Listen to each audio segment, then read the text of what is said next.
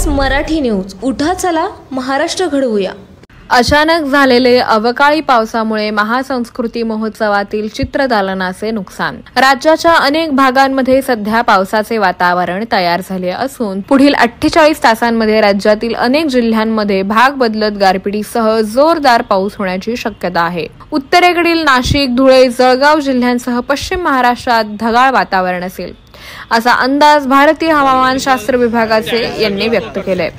या अंदाजानुसार धुळ्यात आज जोरदार वाऱ्याने पावसाला सुरुवात झाली. आज संध्याकाळी उशिरा झालेल्या अवकाळी पावसामुळे धुळ्यात सुरू असलेल्या महासंस्कृती महोत्सवातील चित्रदालनाचे प्रचंड नुकसान झाले आहे. वॉटरप्रूफ मंडप नसल्यामुळे या ठिकाणची अनेक चित्रे चिंब भिजली आहेत. त्यात ओरिजिनल पेंटिंगचा देखील मोठ्या प्रमाणात समावेश आहे.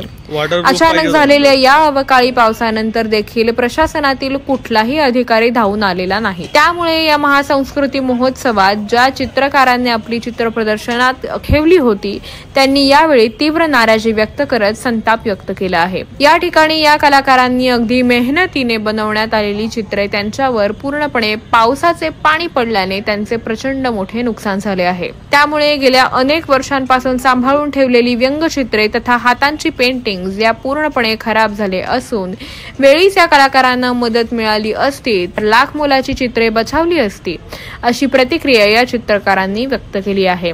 त्यानंतर गेल्या काही वेळानंतर या ठिकाणी निवासी जिल्हाधिकारी पाहणी करण्यासाठी आले असता त्यांच्या समोर या चित्रकारांनी आपला संताप व्यक्त केला आहे. 20-24 ताससाठी धुळे प्रतिनिधी. नवनवीन अपडेट मिळवण्यासाठी पाहत रहा 20-24 तास मराठी न्यूज. उठा चला महाराष्ट्र घडवूया. मी चित्रकार राजेंद्र सोनार.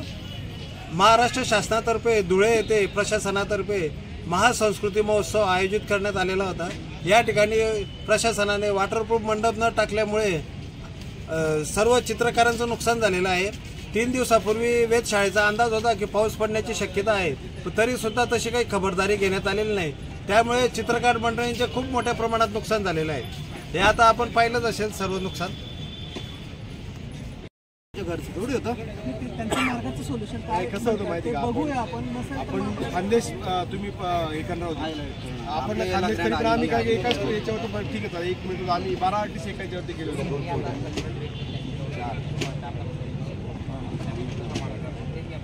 कलाकाराची कायम अवहेलनाच होत राहील का सर महाराष्ट्रामध्ये? हा महाराष्ट्र सांस्कृतिक म्हणजे कलेचा वारसा जपणारा महाराष्ट्र आहे आणि या महाराष्ट्रामध्ये फक्त काय होते माहिती का? कलाकाराची अवहेलना होते.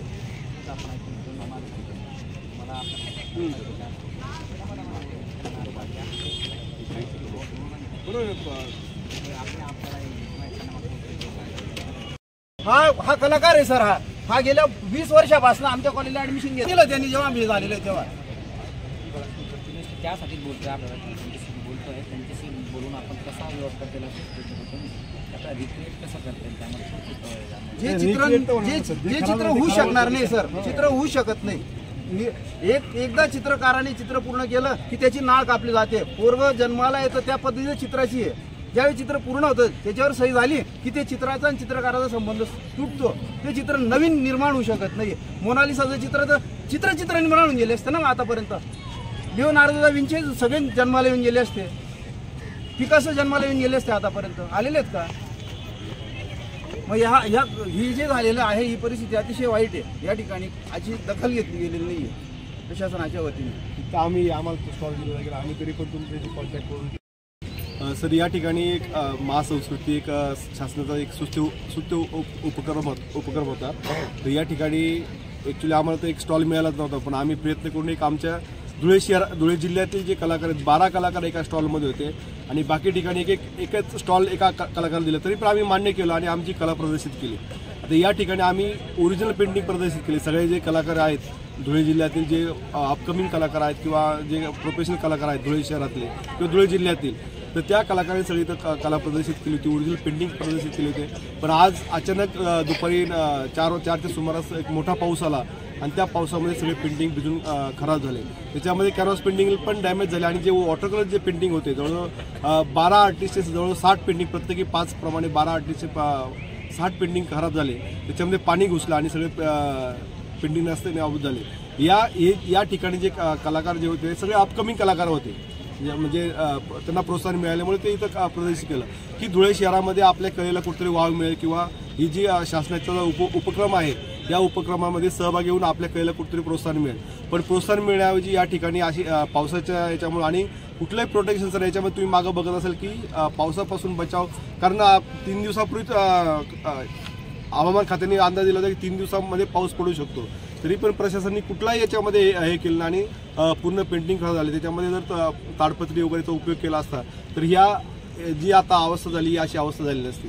तर यामुळे जे कलाकार जे याच्यामध्ये सहभागी झाले होते पूर्ण नाराज झाले आणि त्यांचा कलेचे जे पेंटिंग जे आहे त्यांनी पेंटिंग जे असतं ते प्रॉपर्टीज पूर्ण नष्ट झाली. याच्यामध्ये ओरिजिनल पेंटिंग असल्यामुळे ते एकदम नष्ट झाल्यामुळे एकदम सगळे दुःखी होऊन गेले आहेत. रोल धुळे जिल्ह्यात महासंस्कृती महोत्सव शासनाच्या वतीने आयोजित करण्यात आलेला होता. या महोत्सवामध्ये कलेचं एक दालन या ठिकाणी असावं या पद्धतीने आम्हाला 2 दिवसापूर्वी सांगण्यात आलं आणि या 2 दिवसामध्ये कलेचं दालन आम्ही या ठिकाणच्या सर्वच स्थानिक कलाकारांनी उभं केलं. या महोत्सवात या कलादालनामुळे चांगलीच शोभा आलेली होती. दुपारी आलेल्या या अचानक पावसामुळे आमच्या सगळ्या मास्टर पेंटिंग्स म्हटले जातात की एका चित्रकाराकडनं वॉटर कलर, ॲक्रेलिक कलर किंवा पोस्टर कलरच्या माध्यमातून जी चित्र होतात ती एका वेळेस एकच चित्र होतं आणि ते अजरामर चित्र असतं. पुन्हा चित्राची निर्मिती होऊ शकत नाही. अशा स्वरूपातली ओरिजिनल चित्र जी या ठिकाणी लावलेली होती ती सगळी आमची खराब झालेली आहे. शासनाला कळकळीची माझी विनंती अशी आहे की अशा स्वरूपाचे हे उत्सव साजरा करत असताना कलाकाराची अवहेलना का केली जाते की कलाकाराचं कलादालन या ठिकाणी प्रॉपर स्वरूपात केलं गेलेलं नव्हतं. या ठिकाणी ओरिजिनल चित्र मांडत असताना त्या चित्रांना प्रोटेक्शन दिलं गेलेलं नव्हतं. त्याच्यामुळे आमचं या ठिकाणी मोठ्या प्रमाणात नुकसान झालेलं आहे. आम्ही सगळेच कलावंत यामुळे नाराज झालेलो आहोत. ते केलंय काय सांगाल? या ठिकाणी ॲक्च्युली प्रशासनाच्या वतीने आम्हाला कुठल्याही प्रकारचं सहकार्य मिळालेलं नाही आहे ओपनिंग पासूनच आणि यानंतर या ठिकाणी नुकसान झाल्यानंतरही आमची दखल घेतली जात नाही आहे. आम्हाला याची खूप खंत वाटते. नवीन बातम्यांचे अपडेट पाहण्यासाठी 20-24 तास न्यूजला सबस्क्राईब करा आणि बेल आयकॉन प्रेस करा.